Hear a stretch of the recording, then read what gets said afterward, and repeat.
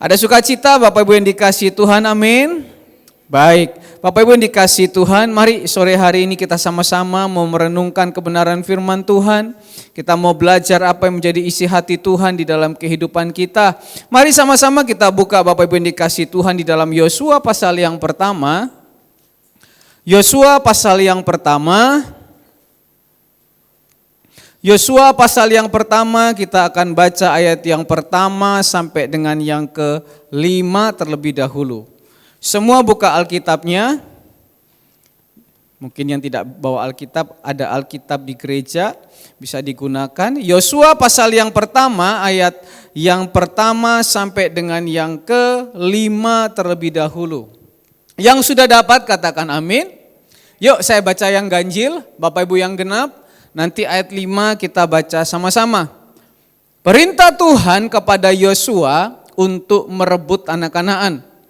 Sesudah Musa hamba Tuhan itu mati, berfirmanlah Tuhan kepada Yosua bin Nun abdi Musa itu demikian.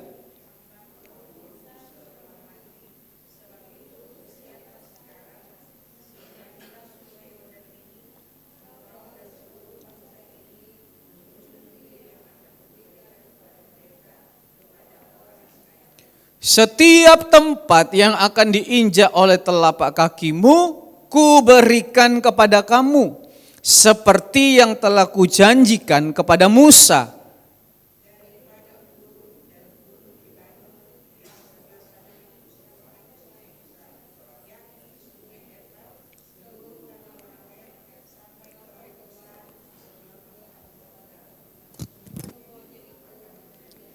Sama-sama ayat yang kelima.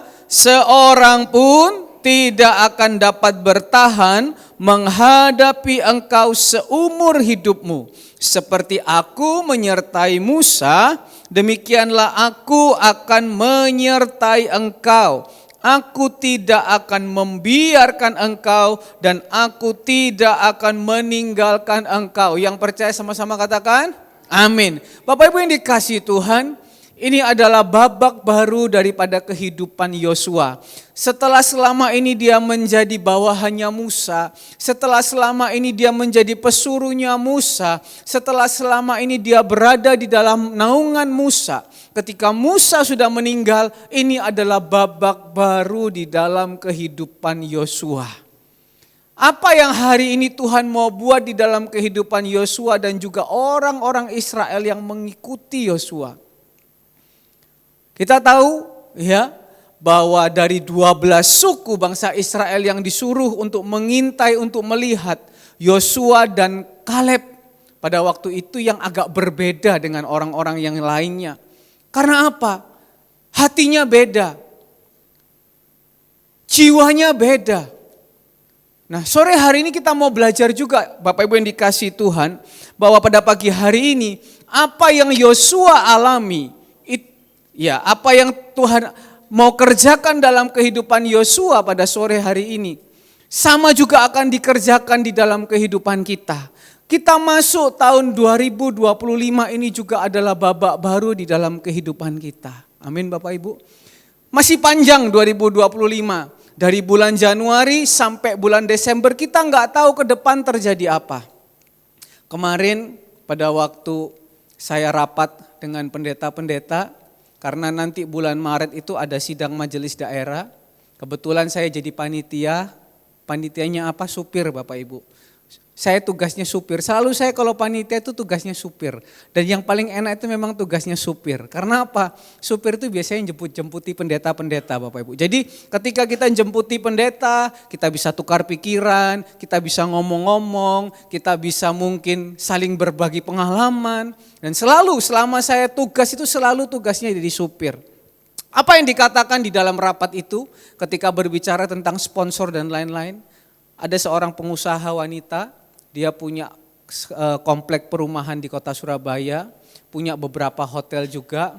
Dia kebetulan bagian sponsor gitu ya, bagian untuk seksi dana gitu. Dia bilang gini, Pak, kalau bisa tolong mungkin sponsor-sponsor yang biasanya untuk gereja yang mau sponsor sekian, mungkin tarifnya bisa diturunkan. Kenapa? Karena sekarang ini jujur, keadaan ekonomi nggak sedang bagus-bagusnya. Ini keadaan sedang nggak baik, Pak. Keadaan sedang menurun, Pak. Karena itu coba tolong dipertimbangkan lagi, mungkin untuk halaman depan harganya sekian, biasanya sekian diturunkan. Halaman tengah harganya sekian diturunkan. Tapi saya percaya Bapak Ibu yang dikasihi Tuhan, ketika mungkin orang di dunia sana mengatakan hari ini terjadi penurunan ekonomi, hari ini terjadi hal-hal yang kita nggak akan bayangkan apa yang terjadi ke depan. Bahkan ada orang yang menganggap ini tahun ular Bapak Ibu yang dikasihi Tuhan. Banyak percaya tahayul-tahayul, tahun ular lah, ular kayu lah.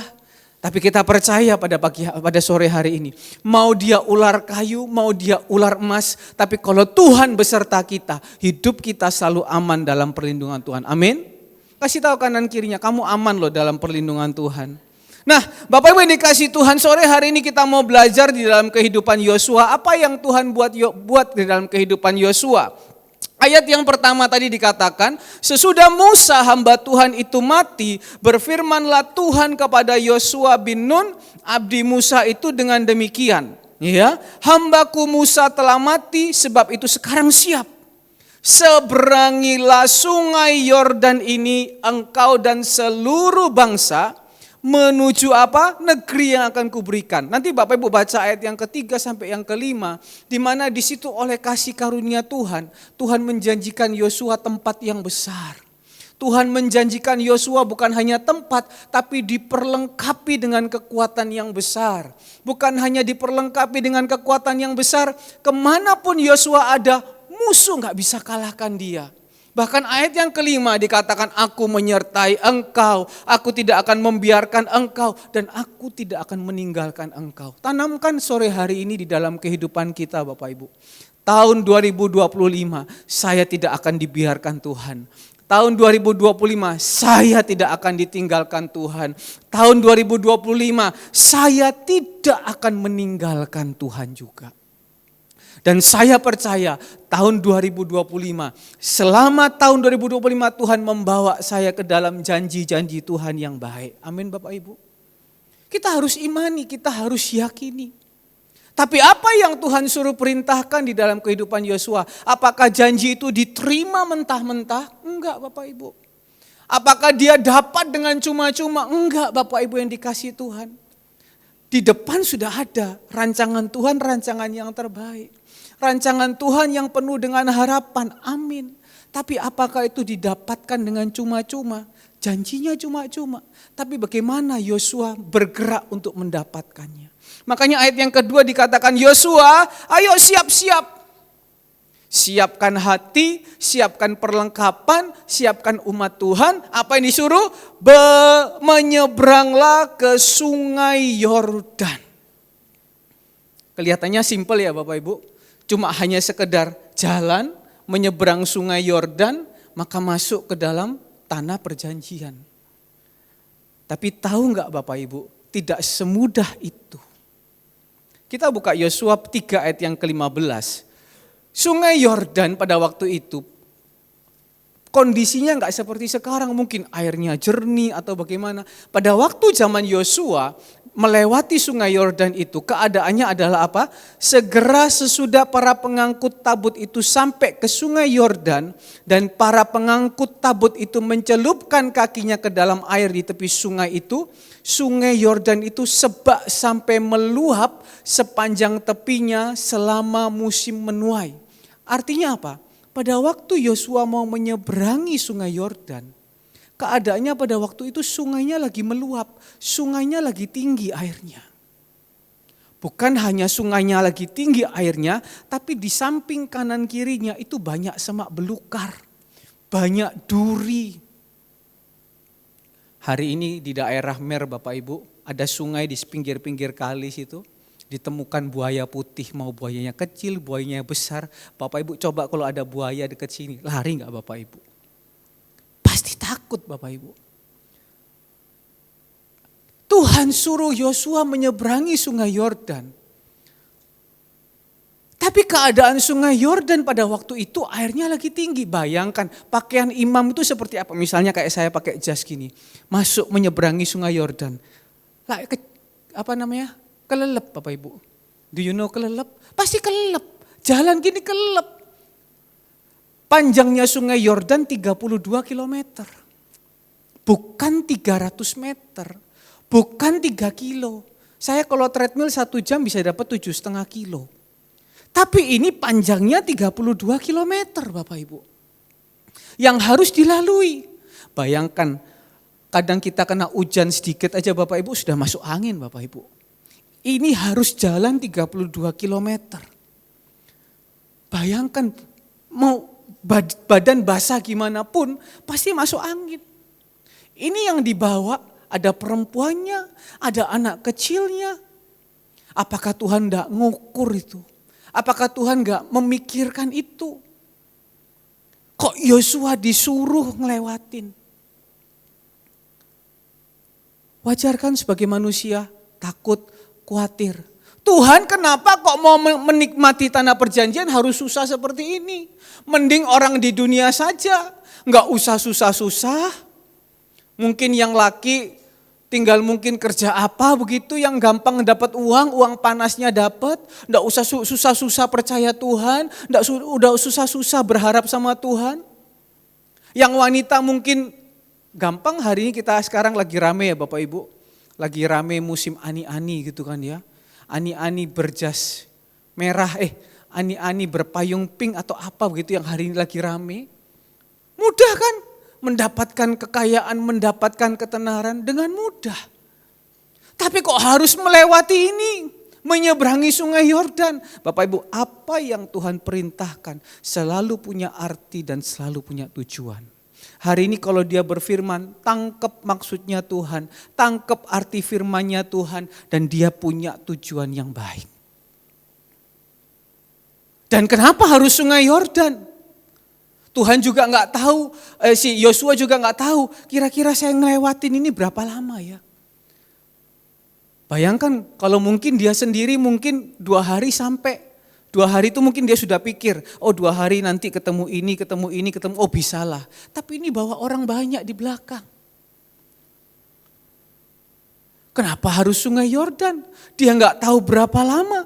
Terus sikapnya Yosua bagaimana Bapak Ibu yang dikasihi Tuhan. Dan sore hari ini kalau sikap kita juga dihadapkan dengan hal yang seperti ini. Bagaimana sikap kita? Ayat yang ke-6 dikatakan apa? Kuatkan dan teguhkanlah hatimu, sebab engkaulah yang akan memimpin bangsa ini, memiliki negeri yang kujanjikan, dan bersumpah kepada nenek moyang mereka untuk diberikan kepada mereka.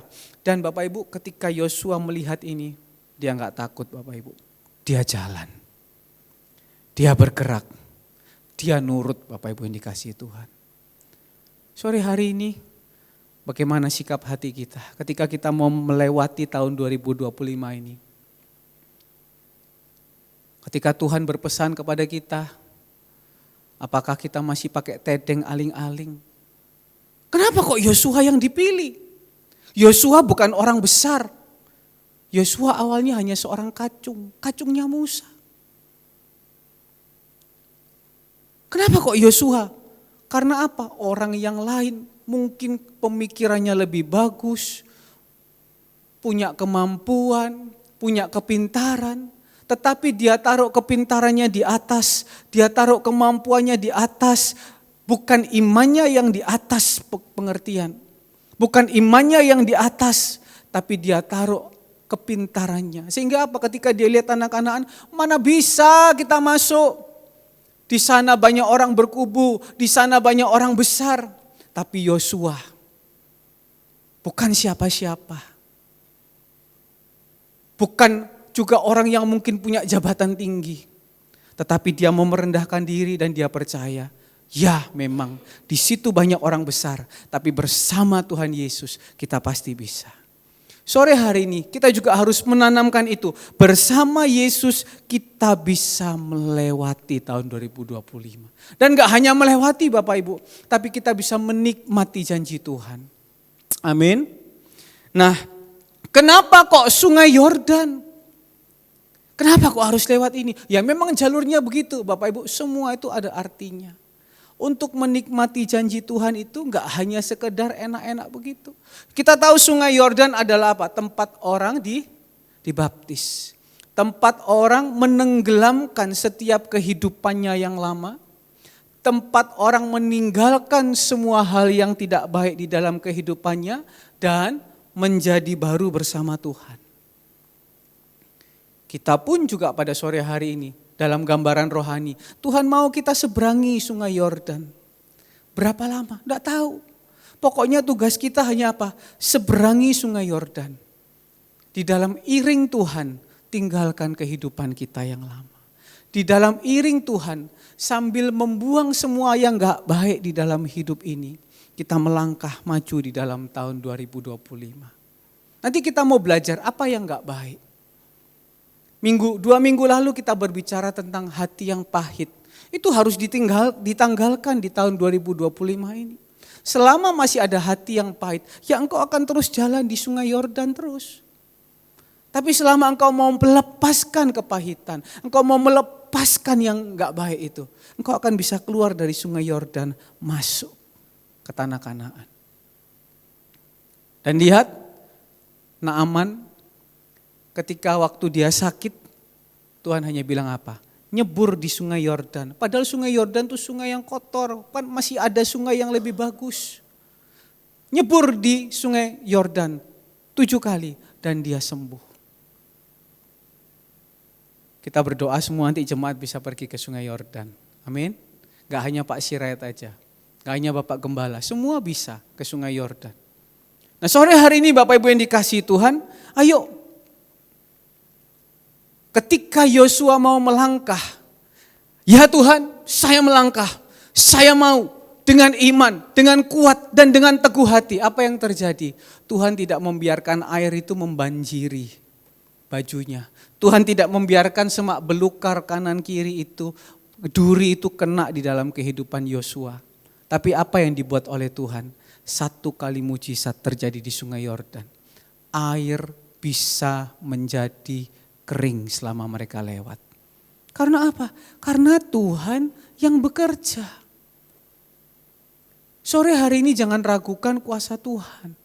Sore hari ini jangan ragukan kasih karunia-Nya. Kalau dia sudah janji, pasti dia kerjakan. Nah sekarang kita lihat, kok bisa sih Yosua seperti itu? Apa yang membuat dia berbeda dengan orang-orang yang lain? Apa yang membuat dia berbeda dengan 10 atau 10 pemimpin suku yang lain? Kita lihat ayat yang ke-9. Apa yang dipunyai oleh Yosua? Ayat yang ke-9 Yosua pasal yang pertama. Bukankah telah kuperintahkan kepadamu, kuatkan dan teguhkanlah hatimu. Jangan kecut dan tawar hati, sebab Tuhan Allahmu menyertai engkau kemanapun engkau pergi. Kita tahu dalam ayat ini Tuhan ngomong kuatkan, teguhkan hatimu itu 3 kali. Hatinya itu harus kuat. Supaya apa? Supaya hatinya itu enggak boleh kecut. Hatinya itu enggak boleh tawar hati. Buka Amsal 24 ayat yang ke-10. Amsal 24 ayat yang ke-10 dikatakan di situ apa? Amsal 24 ayat yang ke-10, jika engkau tawar hati pada masa kesesakan, kecillah kekuatanmu. Tuhan janji, kalau engkau enggak kecut, kalau engkau enggak tawar hati, kemanapun engkau pergi, aku beserta. Tapi kalau engkau kecut, engkau tawar hati, kecil kekuatanmu. Imanmu lemah, rohanimu lemah. Kita enggak percaya kalau Tuhan itu menyertai. Kita lebih percaya dunia. Nah ini Bapak Ibu yang dikasihi Tuhan yang membuat Yosua itu berbeda sama orang-orang yang lain. Dan hari ini jemaat Surya Kebenaran, Maleakhi pasal yang ketiga ayat yang 17-18. Maleakhi 4 ayat 17-18. Ada perbedaan. Jemaat Surya Kebenaran adalah jemaat yang tidak kecut dan tidak tawar hati. Kasih tahu kanan kirinya, jangan kecut, jangan tawar hati. Jangan kecut, jangan tawar hati. Kalau kita percaya Bapak Ibu, kita tidak kecut, tidak tawar hati sepanjang tahun ini. Percaya, Tuhan menyertai, Tuhan tidak membiarkan kita, Tuhan tidak meninggalkan kita. Ada amin? Kecut, gemetar. Kecut itu apa sih? Kecut itu ada orang yang sebelum menghadapi masalah gemeter dulu. Orang yang sebelum menghadapi masalah takut dulu. Orang yang sebelum menghadapi masalah gentar dulu. Kita ada enggak seperti itu? Ayo coba. Ada enggak kita yang sebelum menghadapi masalah kita takut dulu? Aduh ya apa ya? 2 hari lalu ada seseorang telepon saya malam-malam. Shalom, bisa enggak telepon? Bisa. Ketika telepon apa yang dikatakan? Aduh saya ini gimana ya? Saya ini besok punya masalah ini. Lusa saya punya masalah ini. Baru awal bulan loh Bapak Ibu. Orang tuh biasanya kalau tanggal muda itu tanggal penuh. Nah lihat kan Bu Andreas mesem toh. Apalagi sepanjang malam itu jahit terus. Lembur terus. Orang itu biasanya gitu. Kalau tanggal muda tuh kalau beli apa itu enteng. Ma minta jajan beli. Ma minta jajan beli. Agak tengah bulan agak mulai. Ma minta jajan, ojo boros-boros ta. Nanti kalau sudah akhir bulan, jajan terus gitu kan ya. Awal bulan tuh masih bersemi-semi, lihat coba Bu Cici, senyum terus gitu kan ya. Apalagi istri-istri yang mungkin habis terima sumbangan donasi dari suaminya kan begitu. Habis terima jatah bulanan gitu kan ya. Senyum. Tapi seseorang yang telepon ini Bapak Ibu, gak usah dicari tahu siapa, orang luar Bapak Ibu, luar negeri. Awal bulan, baru tanggal 2 Bapak Ibu, sudah telepon, sudah ngeluh. Gimana? Baru awal bulan ini Bapak Ibu. Aduh ya apa ya, besok saya hadapi ini, lusa saya hadapi ini, nanti tanggal ini saya hadapi ini. Tadi saat saya menyiapkan firman Tuhan pun, ada orang lagi WA. Pak lagi di mana Pak? Lagi di kantor. Ngapain? Siap firman. Oke, langsung telepon Bapak Ibu. Saya pikir telepon tuh bawa berkat gitu loh. Pak, ini Pak, kita ada mungkin kirim makanan kayak atau apa gitu. Belum apa-apa sudah ngomong. Pusing kepala saya. Ini rusak, itu rusak, baru ini rusak. Gimana Bapak Ibu yang dikasih Tuhan? Makanya Tuhan ngomong sama Yosua, Yos, kalau kamu mau aku sertai, jangan kecut, jangan tawar hati. Bukan berarti ketika orang dikatakan seperti ini enggak punya masalah. Dia punya masalah menyeberangi sungai Yordan. Tapi Yosua enggak gentar dulu. Yosua enggak takut dulu. Yosua enggak marah-marah dulu sama Tuhan. Tuhan mau kasih janji tapi kok seperti ini yang dilewatin. Tapi dia apa? Jalan.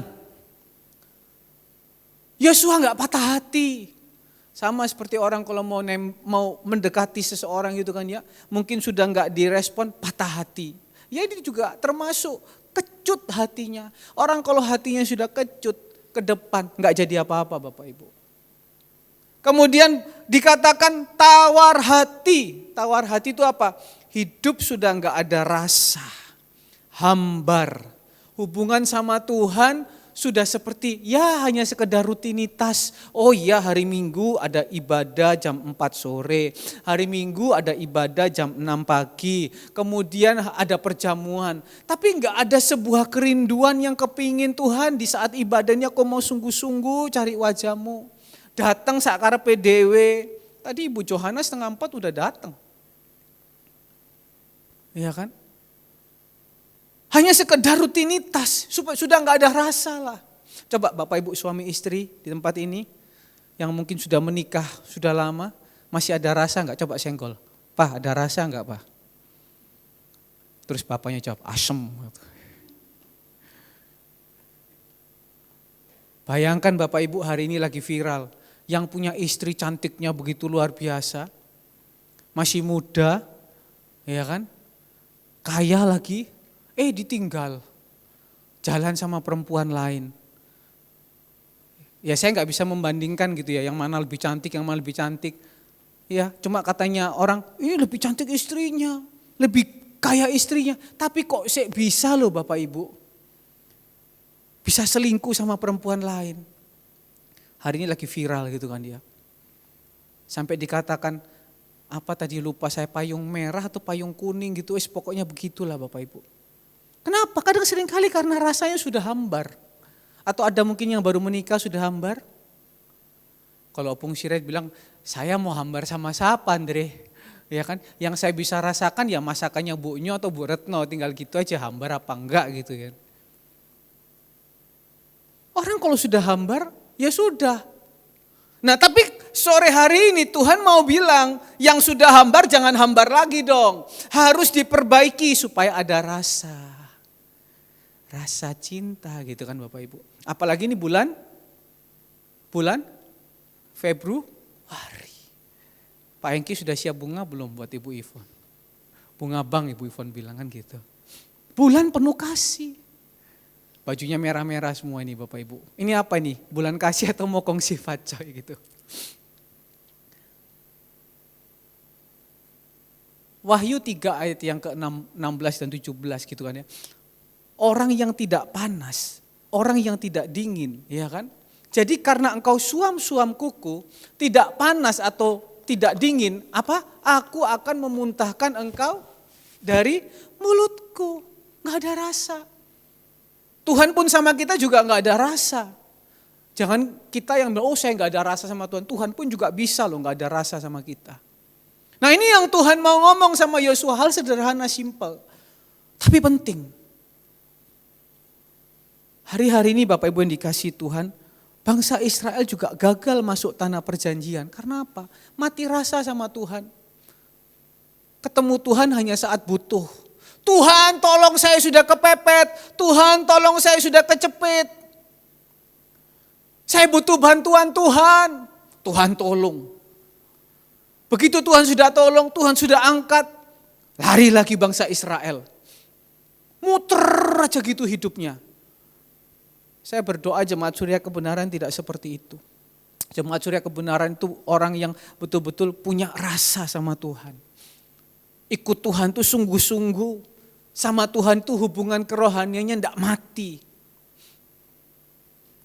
Tadi makanya waktu saya bilang, ayo di belakang ada Alkitab. Wah jemaat luar biasa. Pada ambil Alkitab semua. Karena mau baca, ya kan? Kenapa kok pada hari ini kita mau belajar Bapak Ibu yang dikasihi Tuhan? Kenapa kok orang itu bisa jadi tawar hati? Kenapa kok orang bisa tawar hati? Hubungan suami istri, hubungan orang tua dengan anak, hubungan antara kita dengan Tuhan tidak boleh tawar hati. Kalau sudah tawar hati, sudah enggak ada rasanya, habis. Dan hari ini kita mau belajar, kita mau merenungkan. Jangan sampai kita jadi anak Tuhan yang tawar hati. Kita mau belajar, kenapa kok sampai orang itu bisa tawar hati? Ingat ya tadi, orang yang tawar hati kekuatannya jadi kecil.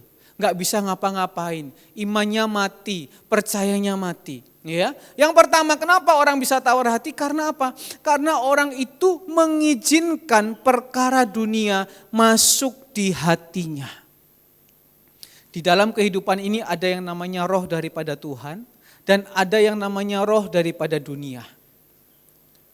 Nah, roh dunia ini dikendalikan oleh kuasa kegelapan. Tinggal sore hari ini kita mau pilih mana yang kita mau taruh di dalam kehidupan kita. Roh dunia atau roh Kok Kudus gitu kan ya, orang bilang kan ganggunya begitu. Roh dunia atau roh daripada Tuhan. Yosua ini orang yang melekat sama Musa. Musa orang yang melekat sama Tuhan.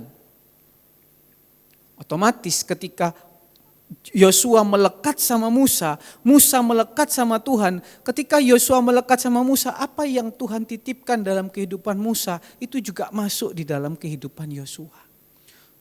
Ketika Musa dikuatkan, Yosua yang melekat juga dikuatkan. Dan Yosua gak mau lepas daripada Musa pada waktu itu kan. Karena Yosua tahu, oh Musa ini Tuhan yang pimpin langsung. Kemana Musa ada, Yosua ikut. Mau dia berperang, Yosua ikut. Karena Yosua mau mendapatkan sesuatu, apa itu? Mendekat sama Tuhan. Nah ketika Musa sudah dipanggil Tuhan, Musa sudah meninggal, Yosua belajar, oh orang yang hidupnya melekat, orang yang hidupnya berhubungan sama Tuhan, orang yang taruh Tuhan di dalam kehidupannya, itu Tuhan sertai. Nah sore hari ini ayo Bapak Ibu, Tuhan tinggallah dalam hatiku, Tuhan tuntunlah langkahku. Pasti Bapak Ibu, janji Tuhan itu di dalam kehidupan kita pasti tergenapi. Sudah enggak kita taruh Tuhan dalam hidup kita? Tiap pagi siapa yang kita taruh duluan? Tuhan atau YouTube? Tuhan atau WA Story? Atau Instagram?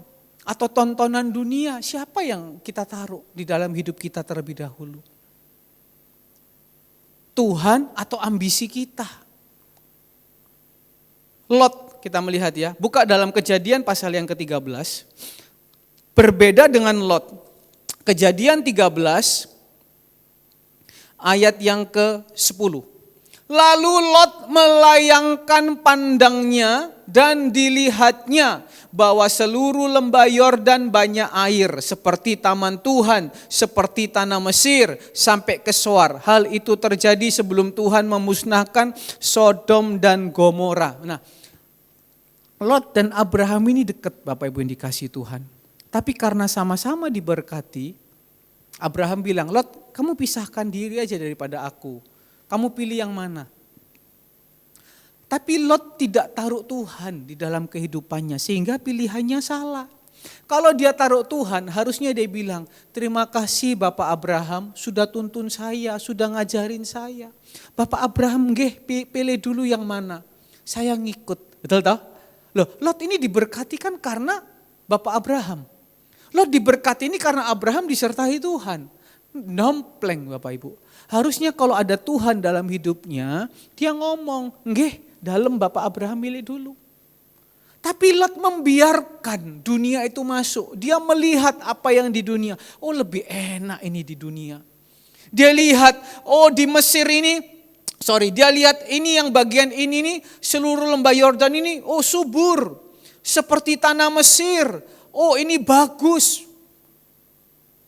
Dia dahulukan itu. Saya pilih itu. Abraham dikasih yang jelek. Yang kelihatannya tandus.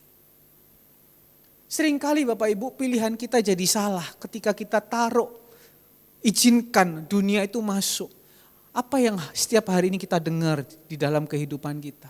Apa yang hari ini kita lihat hari-hari ini Bapak Ibu. Itu seringkali membuat pilihan kita itu salah. Hati-hati, bukan berarti enggak boleh Bapak Ibu dekat dengan dunia. Bukan berarti enggak boleh lihat, karena kita masih di dunia Bapak Ibu. Bukan berarti enggak boleh. Kita anak Tuhan juga enggak kolot-kolot Bapak Ibu. Tapi ketika kita mengizinkan dunia itu menguasai kita, pilihan kita salah. Lot memilih untuk dekat dengan Sodom, ayat yang ke-12. Abraham menetap di tanah Kanaan, tetapi Lot menetap di kota lembah Yordan, berkemah di Sodom. Lot lebih milih lihat Sodom, karena apa? Sodom itu asik Bapak Ibu. Di sana awal mulanya terjadi dosa-dosa seks, dosa-dosa perzinahan. Di situ awalnya. Awalnya cuma deket-deket Bapak Ibu. Awalnya cuma lihat-lihat. Awalnya cuma scroll. Do you know scroll? Geser-geser tuh Bapak Ibu. Tapi ketika mata ini sudah terkancing, jadilah dunia. Coba makanya kan ada orang kan begini toh. Ada satu negara, dia bilang begini. Ketika satu minggu di kota ini. Hello, my name is Andrew. 1 bulan di kota ini. Hello, my name is Andrew. 6 bulan di kota ini. Halo, my name is Andrew. 1 tahun di kota ini. Halo, my name is Andrew. Apa itu? Kan udah tahu. Yang tampilannya normal jadi gak normal. Karena apa? Ada di kota itu. Kota yang penuh sama banci. Makanya Trump bilang apa? Tidak ada gender yang lain. Hanya ada laki dan perempuan. Selesai. Karena Lot memilih, melihat, oh ini lebih enak.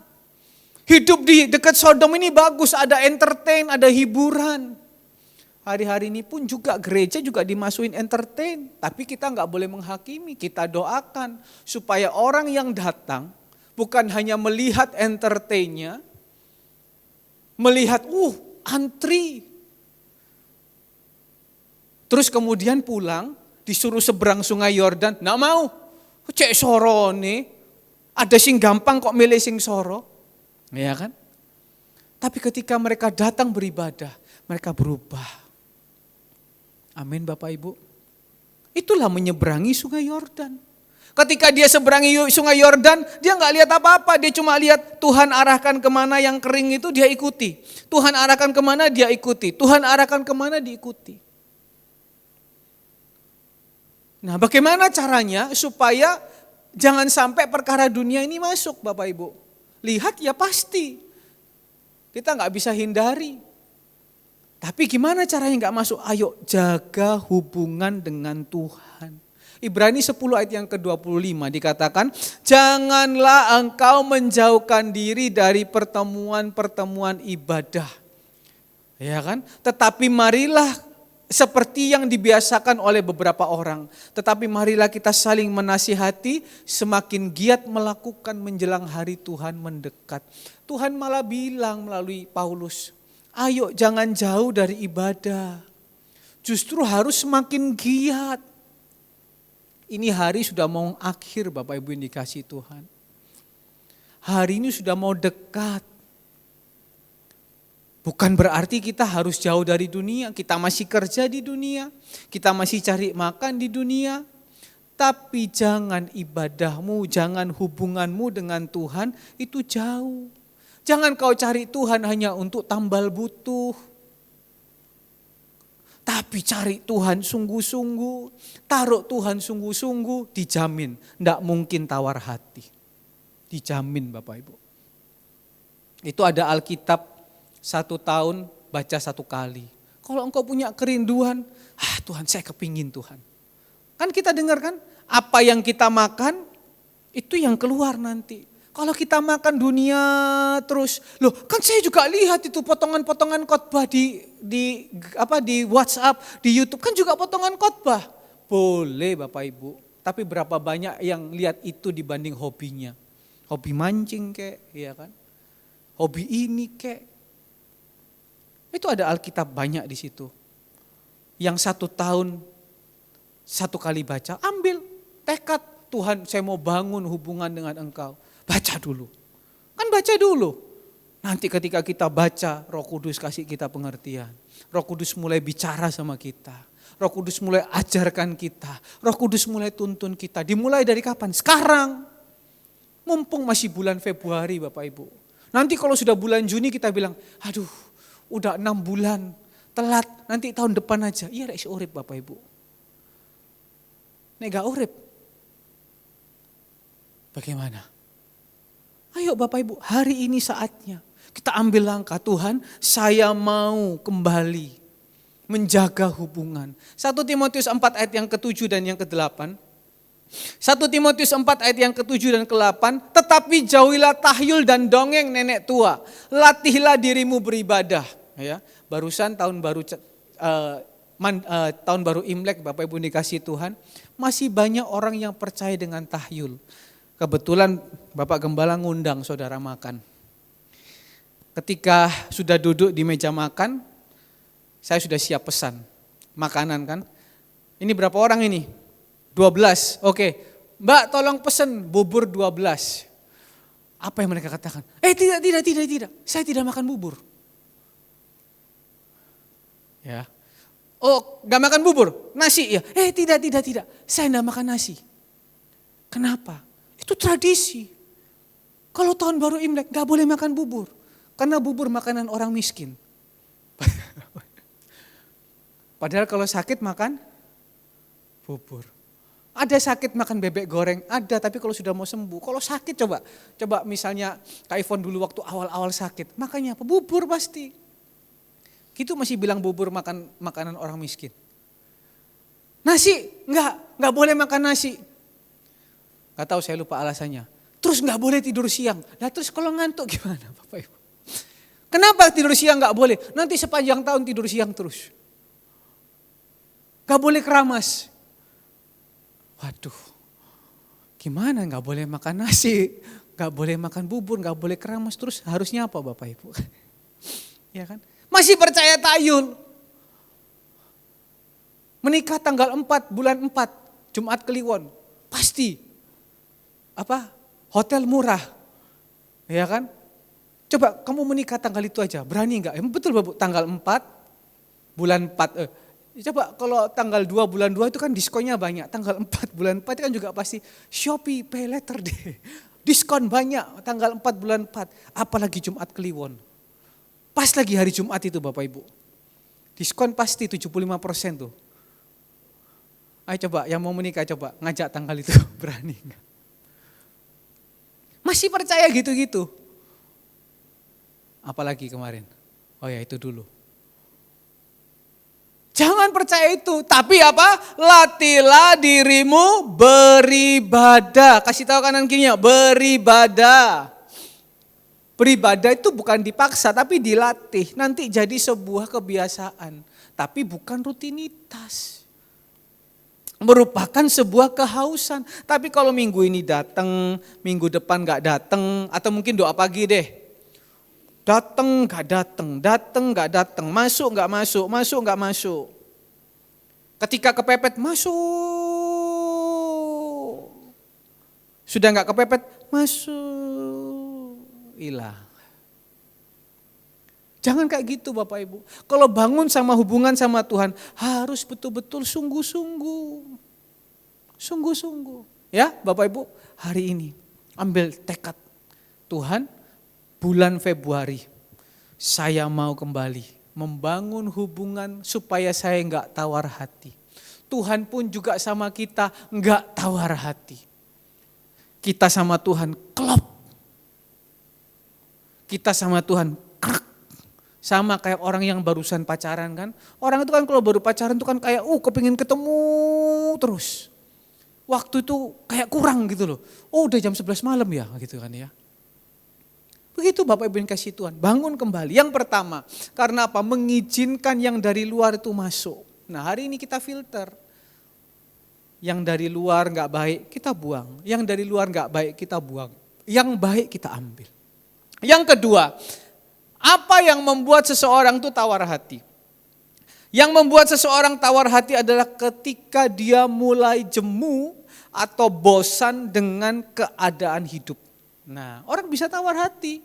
Karena apa? Mulai jemu. Mulai jenuh.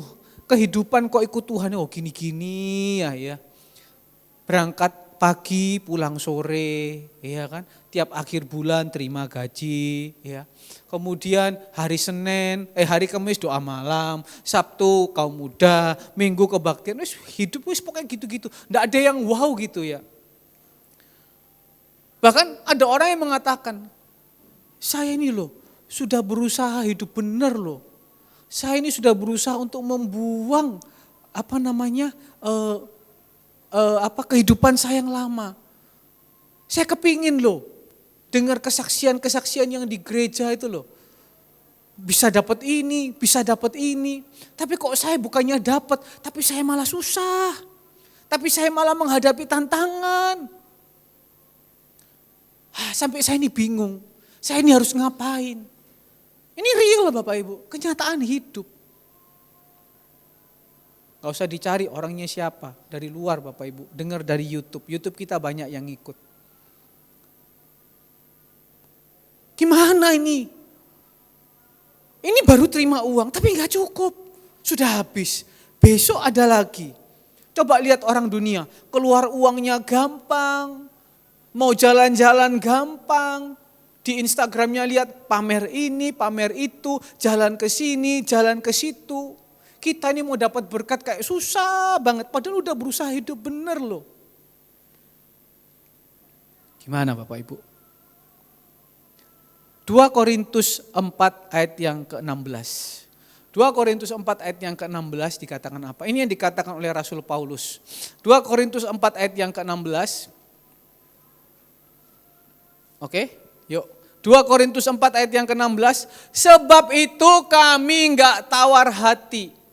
Tetapi meskipun manusia lahiria kami semakin merosot, namun manusia batinia kami diperbaharui dari sehari ke sehari. Yang Rasul Paulus katakan apa? Meskipun hari-hari ini yang saya hadapi seperti ini, ikut Tuhan bukan kayak kelihatannya gampang kok kayak diberkati. Kita ikut Tuhan kan bukan kejar berkatnya Bapak Ibu, kejar Tuhannya. Mungkin meskipun Paulus tambah merosot secara lahiriah, tapi dia tahu merosotnya secara lahiriah itu bukan berarti dia mati sekarang. Karena hidupnya belum ending. Katanya kalau anak Tuhan pasti happy ending. Kalau hari ini dia merosot itu artinya Tuhan mengizinkan dia untuk berakar ke bawah. Tetapi di satu sisi rohaninya itu lagi dibangun.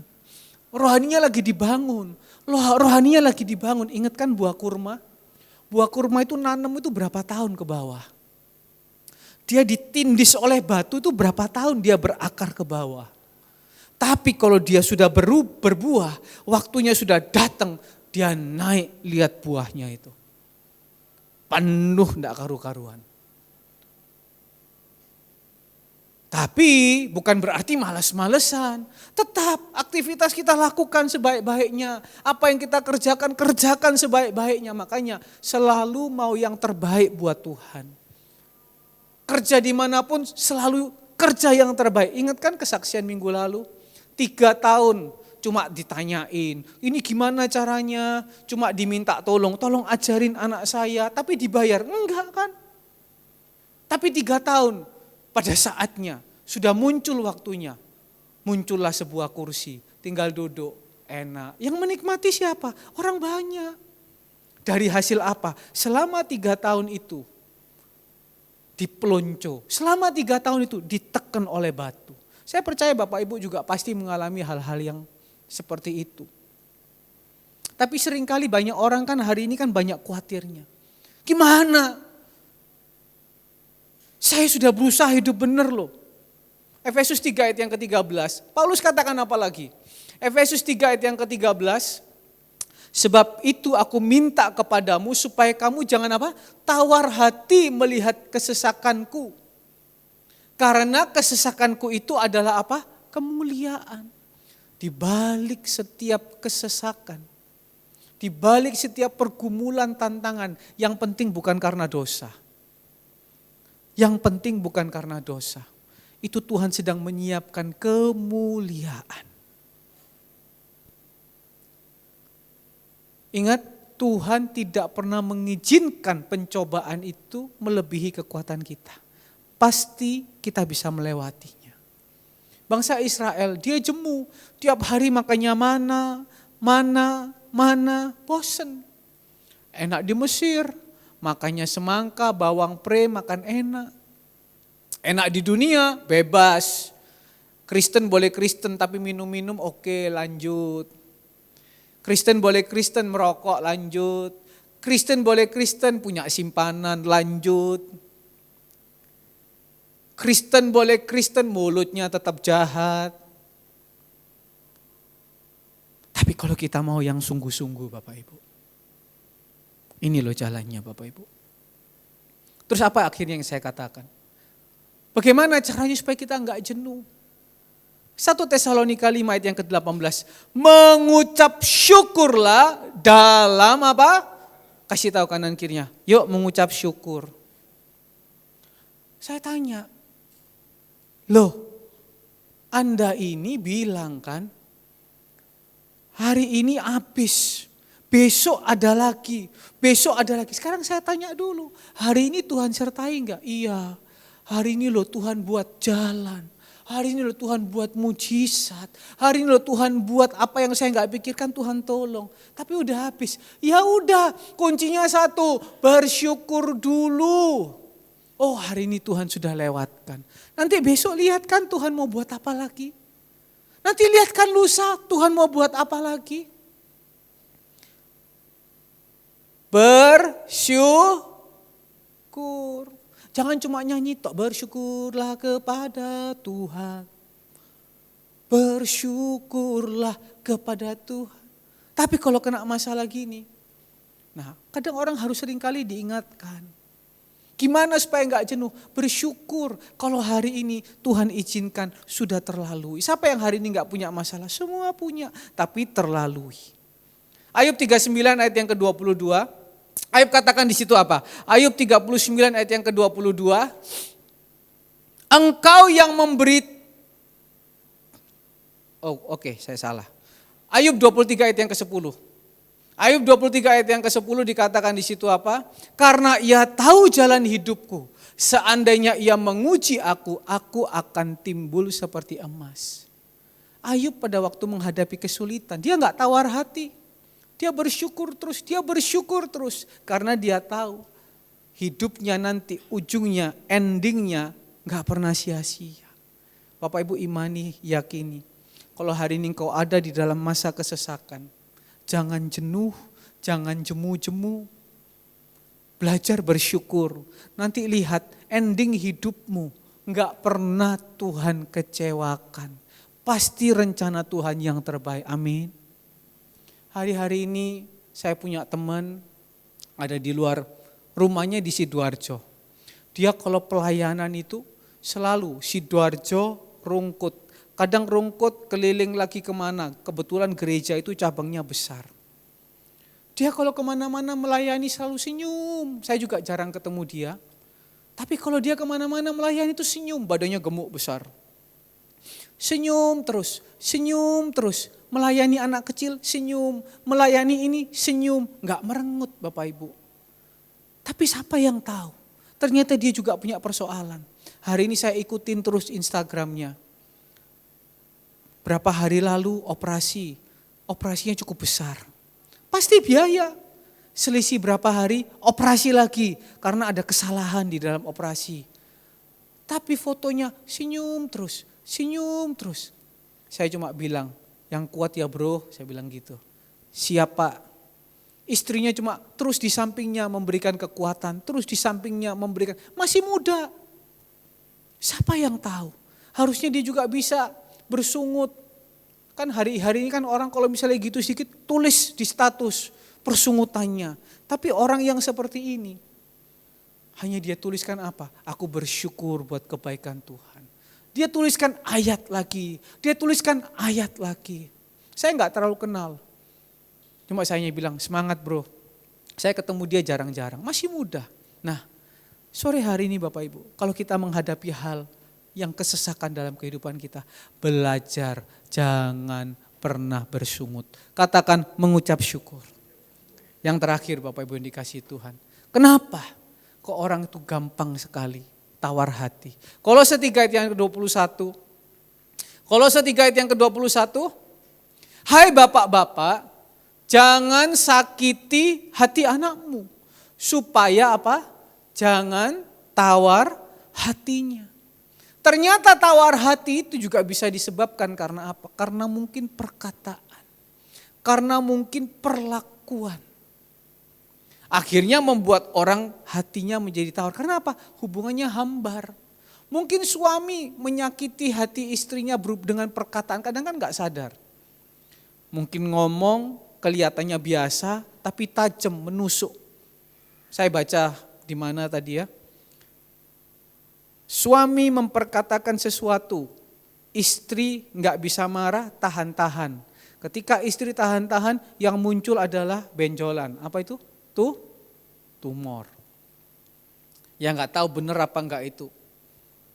Tapi ketika mungkin istri juga menyampaikan sesuatu hal yang kasar, menyampaikan perkataan yang menyakiti hati orang tuanya, hati suaminya menjadi hambar. Karena nggak punya Tuhan, akhirnya lari sama wewek gombel. Istri juga nggak tahan dengan suaminya, lari sama bapak gombel gitu. Ada mungkin orang tua menyakiti hati anaknya. Bukan hanya orang tua dan anak. Bisa juga pimpinan pekerjaan menyakiti hati karyawannya. Hati orang yang lebih tua menyakiti hati yang lebih muda. Bisa juga hati seorang anak perkataan seorang anak menyakiti orang tuanya. Itu bisa membuat hubungan jadi hambar semua. Tapi saya percaya di tempat ini enggak ada. Semuanya halus-halus semua perkataannya. Amin. Sore hari ini, jaga perkataan kita, jaga lisan kita. Tahun 2025 mau menikmati berkat Tuhan, jaga lidah. Ya kan? Jaga lidah itu Tuhan menyertai. Enggak mungkin Bapak Ibu presiden ketika dia guyon sama orang, ketika dia mungkin negur seseorang dengan perkataan yang sembarang. Pasti perkataannya penuh hikmat. Sekeras apapun latar belakangnya, ya kan latar belakangnya kan mungkin yang presiden kali ini kan militer begitu kan ya. Mungkin militer cenderung keras gitu kan ya. Tapi dia pasti pakai hikmat, apalagi dia seorang presiden. Apalagi zaman sekarang musim viral Bapak Ibu. Salah ngomong upload, salah ngomong upload ya kan. Ini yang sore hari ini kita mau belajar. Tapi kalau kita hari ini sedang tersakiti karena perkataan, mungkin hati kita menjadi pahit, buang Bapak Ibu.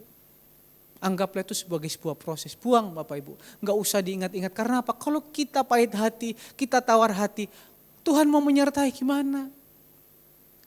Tapi pada sore hari ini, ayo bangkit. Bilang, Tuhan kasih saya mental yang kuat. Kasih saya Tuhan hati yang teguh, hati yang kuat. Boleh orang ngomong apa, siapapun orang yang ngomong, tapi pokoknya aku mau bersandar kepada Engkau. Yang penting juga mau ditegur. Kita pun juga hari ini belajar, Tuhan kasih saya hikmat supaya kalau ngomong itu hati-hati.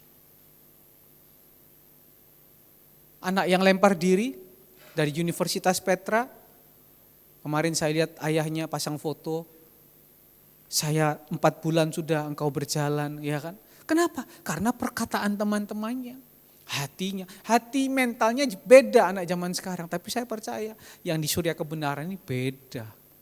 Amin Bapak Ibu kasih Tuhan. Biar pada sore hari ini, mari kita punya hati yang kuat, kita punya hati yang teguh. Kita enggak jadi orang yang tawar hati, kita enggak jadi orang yang kecut hati, yang gemetar, takut sebelum maju. Tapi orang yang melangkah dengan tuntunan Tuhan. Ya, jangan izinkan hal yang dari luar masuk.